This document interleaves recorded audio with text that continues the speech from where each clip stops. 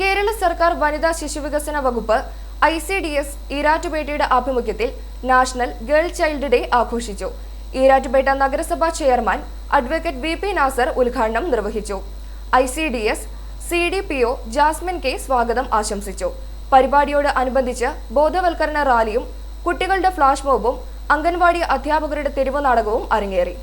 അനുബന്ധ പ്രവർത്തനങ്ങളുടെ ഭാഗമായി ഒരു ബോധവൽക്കരണ പരിപാടിയാണ് ഇവിടെ നടക്കുന്നത്.